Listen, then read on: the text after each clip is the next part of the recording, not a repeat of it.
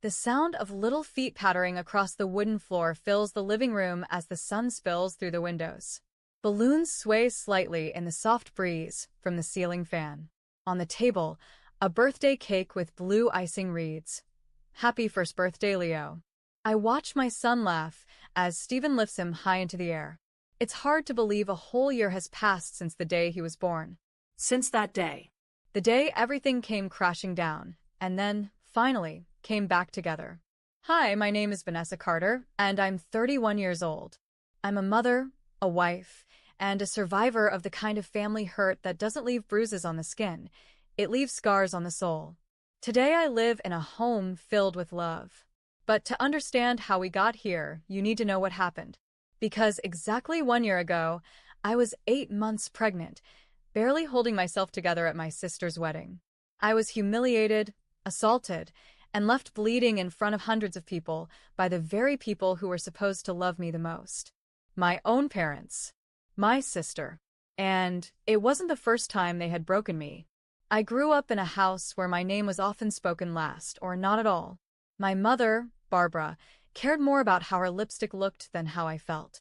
My father, Charles, sat at the dinner table like a statue, nodding only when Jessica, my younger sister, spoke. And Jessica? She was the golden child. The beautiful one. The one who got applause for breathing. Me? I was just there. No one noticed when I got accepted to college on my own. No one celebrated when I started my event planning business from scratch. And when I told them I was pregnant, you'd think I announced a death. You're pregnant? With that job? Who's going to take care of you? My mother didn't even fake a smile. My father just turned the page of his newspaper. That's when I stopped expecting anything from them. But then came Jessica's wedding. The perfect, glittering wedding of the family's perfect daughter. I should have ignored the invitation. I should have protected myself. But I didn't. I walked into that hall, 8 months pregnant, holding my husband's hand and still foolishly hoping that maybe this time they would see me, welcome me, acknowledge me. I had no idea that day would change everything. 2 weeks before the wedding, the invitation arrived in a white silk envelope, embossed with gold lettering and tied with a blush pink ribbon. The card was expensive, flawless, and theatrical, just like everything Jessica did. You are cordially invited to the wedding of Jessica Carter and Brandon Lively. Stephen had found it in the mailbox, brought it inside, and placed it gently on the kitchen table. I stared at it in silence, my fingers tracing the edge of the ribbon without untying it. "Do you want to go?" he asked gently, already knowing the answer wasn't simple. A part of me wanted to toss it in the trash. Another part, the wounded daughter still clinging to some thread of hope, thought, maybe this time, they'll treat me like I matter. But I knew better. I had been through this before. Family dinners where no one asked how I was doing, holiday parties where my presence felt like an obligation, not a welcome. I looked up at Stephen. "I don't want to regret not going." He smiled and placed his hand over mine. "Then we'll go. Together. But if you feel even a little uncomfortable, we leave, no explanations. Just say the word." That's what I loved about him. No games. No pressure. Just presence. On the morning of the wedding, I stood in front of the mirror, struggling to zip up the soft navy blue gown I'd chosen. It was the only dress that felt both elegant and breathable enough for my heavily pregnant body. I was 36 weeks along, and my lower back ached constantly. My belly was full, round and beautiful, but it came with swelling, stiffness, and exhaustion. Still, I did my hair, applied some light makeup, and slid on the small sapphire earrings Stephen had gifted me last year on our anniversary. I looked strong. Tired, but strong. As we drove to the venue, Stephen kept his hand resting on my leg, occasionally glancing over at me, as if silently checking in. I appreciated his quiet concern. I had already rehearsed the smiles I'd need to wear, the polite nods, the forced pleasantries. What I wasn't prepared for was the sheer performance of the event itself. The moment we pulled up to the Evergreen Estate, a grand mansion-turned-event hall on the edge of town, I felt it. That old feeling, like I didn't belong here. The parking lot shimmered with luxury cars. Guests walked up the marble steps in gowns that glistened under the morning sun. I caught glimpses of familiar faces, women from Barbara's Bridge Club, men from Charles's business circle, but no one looked my way. Inside, everything was white and gold. Huge crystal chandeliers, flower arrangements bursting with imported roses, tall ivory candles flickering on every surface. It was stunning and suffocating. "Just breathe," Stephen whispered. "We won't stay long." We walked in and were greeted, not by my parents, not by my sister, but by one of Jessica's assistants. She gave us a practiced smile and handed us a small envelope with our table number. It read, "Reserved for overflow seating." Overflow, like luggage. As I scanned the ballroom, my eyes locked onto my mother. She stood near the stage, dressed in a designer ivory gown with diamond accents, her hair swept up into a flawless chignon. She looked cold, unreachable. Then I saw Jessica, in a floor-length blush wedding dress that shimmered like silk water, surrounded by photographers and bridesmaids in matching designer gowns. I smiled faintly. I wasn't jealous of her beauty or her attention. I was just tired of pretending it didn't hurt. Hurt that my parents hadn't asked me once during my pregnancy how I was feeling. Hurt that they never offered help. Hurt that they still made me feel like I was a burden in my own family. And I hadn't even realized that this day would bring all that buried pain to the surface and rip it wide open. Stephen helped me toward our assigned table, tucked in a far corner of the ballroom near the hallway leading to the kitchen. It wasn't even within view of the main stage. The linens were wrinkled. The cutlery was mismatched. Compared to the shimmering crystal and satin centerpieces everywhere else, our table looked like a forgotten afterthought. Stephen didn't say anything, but I could feel the tension in his hand as he pulled out my chair. I smiled at him softly. "It's fine," I whispered. "We knew this would happen." He didn't argue. He just leaned over and kissed my forehead.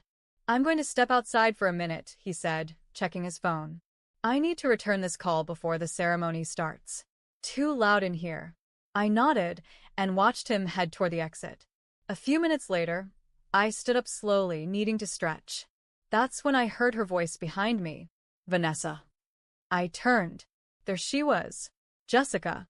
Her gown sparkled under the light, and her perfect curls were pinned into a messy yet intentional updo. She looked like a magazine cover bride. Her lips curled into a smirk that didn't reach her eyes. "You're really showing, aren't you?" I blinked. "I'm 9 months in," I replied calmly. "He's healthy." She nodded slowly, then glanced down at my dress with clear disapproval. "You couldn't find anything more flattering?" I bit the inside of my cheek and looked away. The music had lowered as people were taking their seats. Photographers milled about, positioning themselves for the perfect bridal entrance. Everything was rehearsed. Everything was curated. Except for me. "Jessica," I said quietly, "I don't want any problems today. I'm here because I care about you, even if you don't care about me." That did something to her. Her eyes narrowed slightly. "Then prove it," she said suddenly. "That centerpiece over there?" She pointed toward a tall, ornate marble vase placed near the main aisle. "It needs to be moved closer to the front. The photographers said it's blocking the shot." I stared at her. "You want me to move that? It's not that heavy. I mean, unless pregnancy has made you completely useless." I froze. My hands trembled slightly at my sides. I looked around. No one else was paying attention. It was like the entire room had tuned us out. "Jessica, I'm 37 weeks pregnant," I said slowly. "I shouldn't be lifting anything heavy, and you know that." She took a single step toward me, lowered her voice, and hissed, "Then why are you even here?" I took a breath and turned slightly to walk away. But before I could take a second step, she shoved me. It wasn't playful. It wasn't gentle. It was deliberate. The crowd gasped. My body twisted sharply, and my balance gave way. I stumbled to my knees, a sudden, sharp pain exploding across my lower belly and back. Then, I felt it. Warm liquid soaked through my dress, pooling quickly beneath me on the marble floor. Gasps echoed around me as the entire ballroom fell into a stunned silence. A waiter dropped a tray. Somewhere, a camera clicked. Jessica stepped back, her eyes wide with shock or fear. I couldn't tell. From across the room, my mother, Barbara, let out a horrified whisper. "What have you done?" And then Jessica screamed at me. "You ruined my wedding." I could barely breathe. My chest heaved. My dress clung to my legs, soaked in fluid. People started whispering, pulling out their phones, backing away like I was diseased. "You should have stayed home," Jessica shouted. And just as I tried to push myself up on shaking arms, I saw him. My father. He stormed through the crowd, eyes wide with fury. And then, without hesitation, he grabbed the nearest thing in reach. A folded tripod. Before I could even register what was happening, he swung it down hard, onto my head.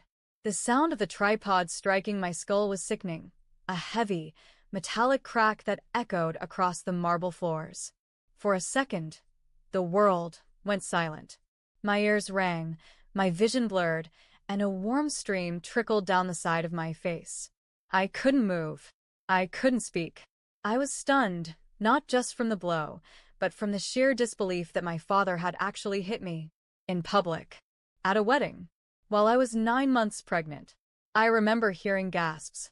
Someone screamed. Glass shattered somewhere in the background. My body began trembling as I collapsed fully to the floor, my knees giving out under me. My soaked dress clung to my skin, the pain in my belly now joined by a sharp, pulsing throb at the back of my skull. And then came the whispers. Did he just hit her? Oh my God. She's bleeding. She's pregnant. What the hell is wrong with them? Out of the chaos, I heard Jessica's voice shrieking again. You just had to make today about you, didn't you? This is MY Day. I could barely register what she was saying, but I saw her expression. She wasn't panicking over my injury. She was panicking about her photos, her reputation, her Instagram story. Then came my mother, heels clacking rapidly on the floor. She crouched beside me, not to comfort me, but to hiss through clenched teeth. Get up. Don't make a scene. You've embarrassed us enough. I looked up at her, dazed, blood dripping from my hairline. And in that moment I realized, they didn't see me as family. They didn't see me as human. I was just an inconvenience. Suddenly, a familiar voice roared across the room, one filled with rage and panic. Vanessa? It was Stephen. He charged through the stunned crowd like a man possessed. His eyes locked on me lying in a pool of fluid and blood, and his face twisted in horror. He dropped to his knees beside me. Oh my God. Who did this to you? He whispered, his hands trembling as he touched my face, checking for consciousness, for movement, for anything. I could barely speak. I just stared up at him, blinking through tears. Then a dozen voices began shouting at once. It was her sister. Her water broke, and then her father hit her. She needs an ambulance right now. Stephen stood up like a man on fire, eyes blazing. Call 911, he roared. Now. He pulled out his phone himself and dialed as he shouted. Yes, this is an emergency. My pregnant wife has been physically assaulted.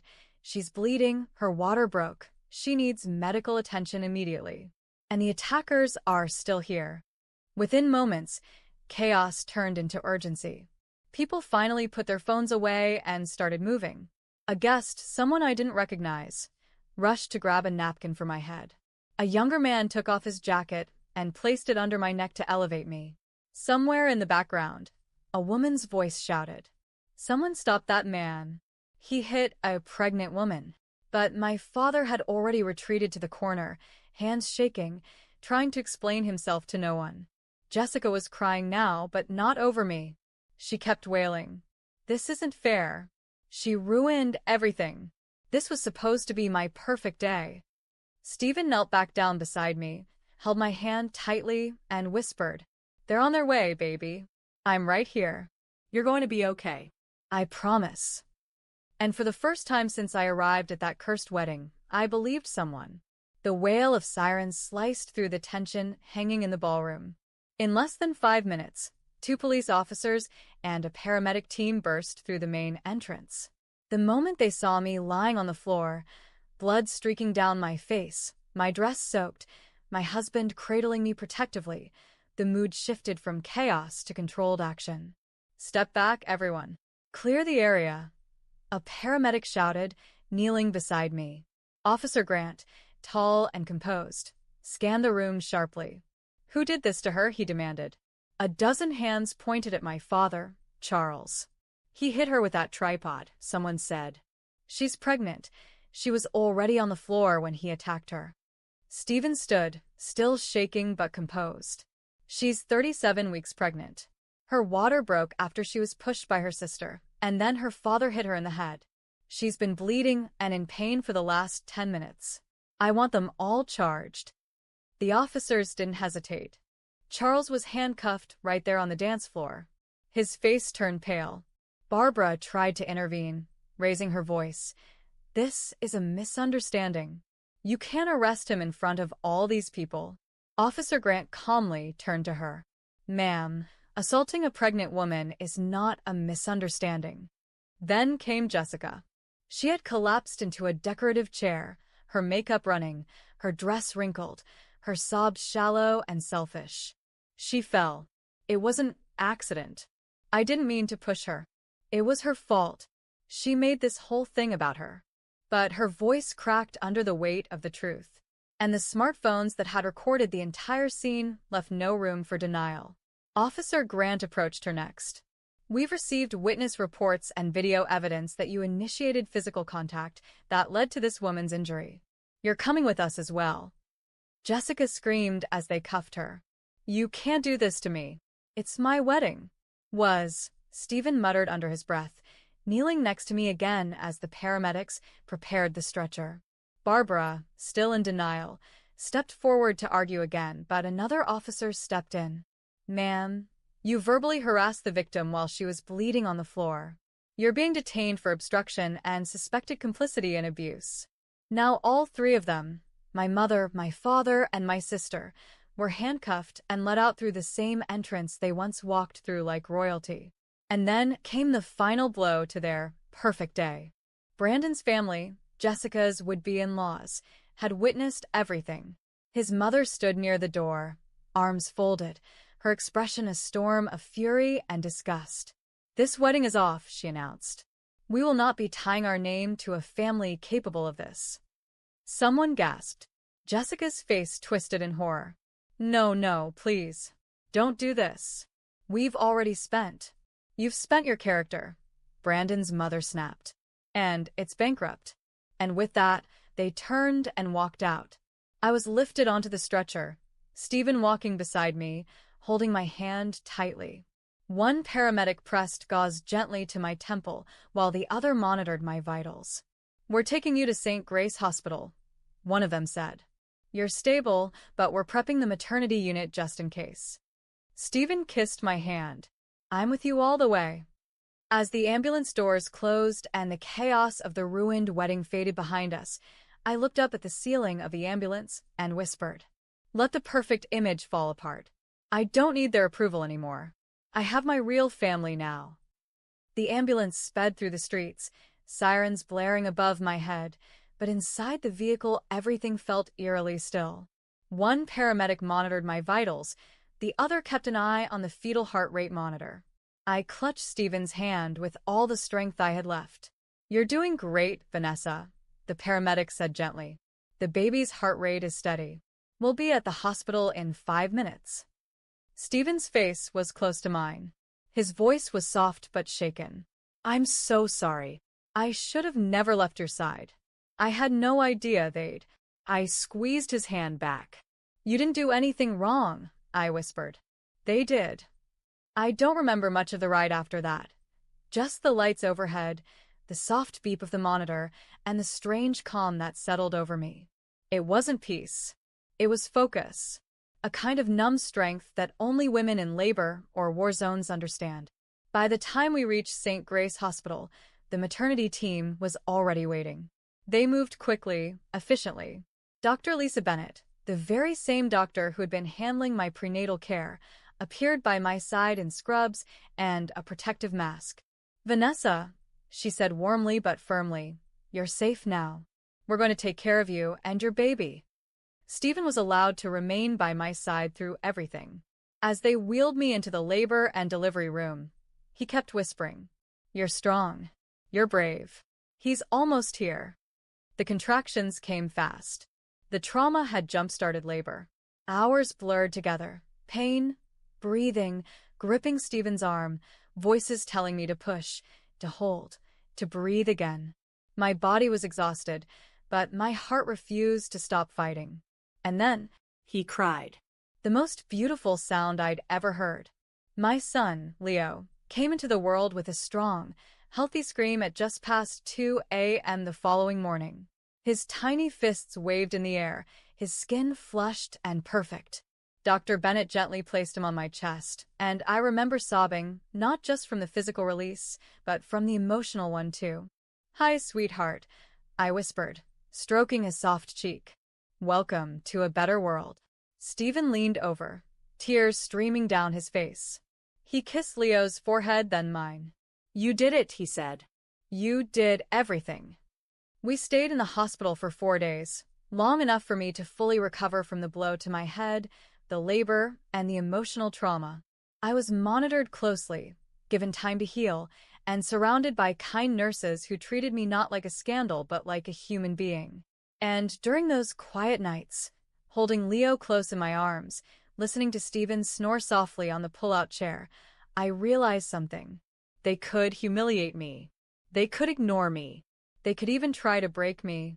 But they would never silence me again.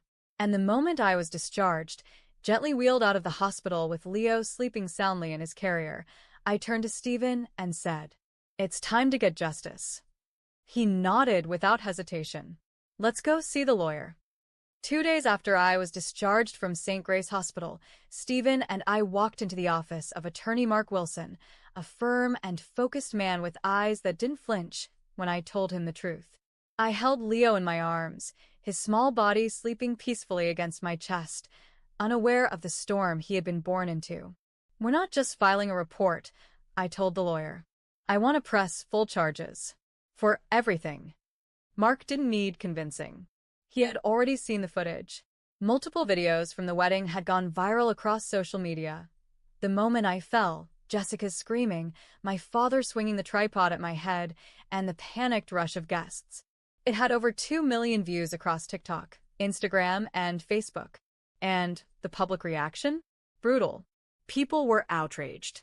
Women's rights groups, nurses' associations, and parenting forums condemned the violence.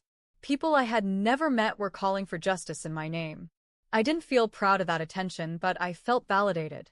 "We'll pursue charges of aggravated assault," Mark explained, "and include endangerment of an unborn child, public violence, and emotional abuse. With the video evidence and eyewitness accounts, this is open and shut." We filed the case that day. What followed was a series of hearings, depositions, and court dates. I didn't hide. I showed up to every one of them, with my head high and Leo in a carrier on Stephen's chest. The courtroom whispers didn't bother me. The judgmental glances from my parents' former friends didn't scare me. What mattered was what the judge heard, and what the jury saw. My mother, Barbara, tried to frame the incident as a misunderstanding. My father, Charles, claimed he lost control in the heat of the moment. Jessica played the victim card, crying about her ruined wedding and how no one understood the pressure she was under. But their crocodile tears crumbled under the weight of truth. The security footage, guest recordings, and dozens of witness testimonies painted a clear picture. They had humiliated, endangered, and physically assaulted a full-term pregnant woman, their own daughter and sister, in front of hundreds. The final verdict came on a Thursday afternoon. The judge's voice was calm, but firm. "Barbara Carter, Charles Carter, and Jessica Carter, based on the evidence presented, this court finds you guilty of all charges. You are each hereby sentenced to state prison, with no eligibility for early parole." This court also acknowledges the emotional and physical trauma inflicted on Vanessa Carter and her newborn child, Leo Carter. I exhaled for the first time in weeks. Stephen squeezed my hand. Leo slept peacefully. They were going to prison, all 3 of them. Not because of revenge. Not because of pride, because it was finally time the world saw what I had endured for years, and because I refused to stay silent anymore. After the verdict, everything changed, not just legally but emotionally. For the first time in my life, I felt what true safety meant. No more walking on eggshells. No more waiting for a call that never came. No more pretending I wasn't hurt. Barbara, Charles, and Jessica, the people who were supposed to protect and love me, were now behind bars. The justice system had done its part. Now, it was time for us to heal. Stephen and I moved back into his childhood home, a cozy two-story house with a wraparound porch and a garden that bloomed year-round. His parents had passed a few years earlier, but the home still felt warm, like it was waiting for a family to bring it back to life. That family was us.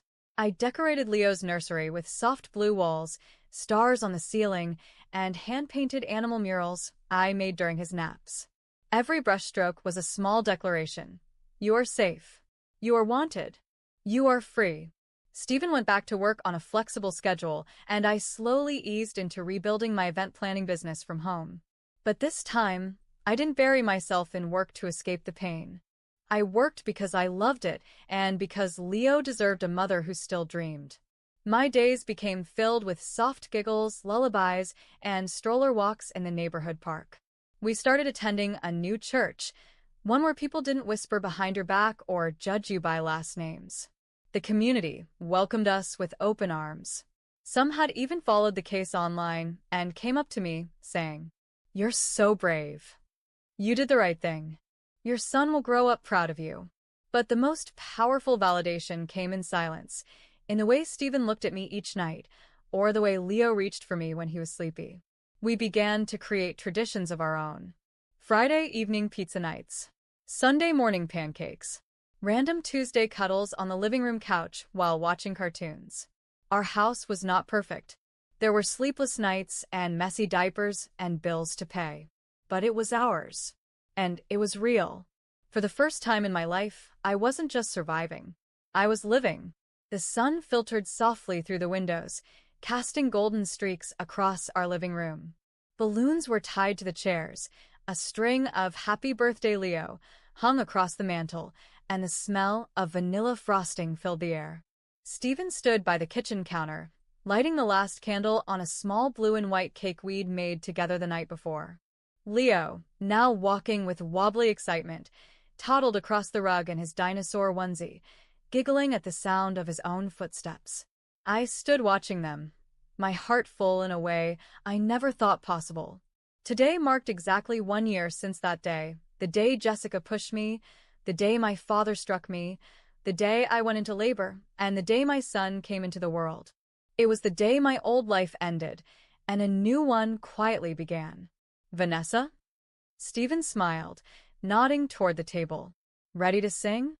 I nodded, tears already forming as we gathered around Leo. We sang softly, not loudly, not for show. Just for him. For us. "Happy birthday to you, happy birthday, dear Leo." He clapped and squealed as Stephen blew out the candle for him, then helped him poke a tiny finger into the frosting. Laughter filled the room. As I lifted Leo into my arms, I felt a wave of reflection settle over me. A full year had passed. A year of change, healing, and rebuilding. A year of letting go of the pain and stepping fully into the joy I had once thought I didn't deserve. I looked at the photo on the side table, the one from the day we left the courthouse, me holding Leo, Stephen's arm wrapped around my waist. My eyes in the photo weren't sad. They were sure. Proud. "He'll never know that kind of pain," I whispered, kissing Leo's soft hair. "He'll grow up with love, not control. With safety, not silence." And in that moment I knew. I hadn't just given birth to a son. I had given birth to a new version of myself, someone who no longer begged for love from people who never knew how to give it. Today was his birthday. But it felt like mine, too, because the past didn't know me anymore, and it never would again. If this story touched your heart, please give it a like. We'd love to hear your thoughts in the comments below. Your voice matters.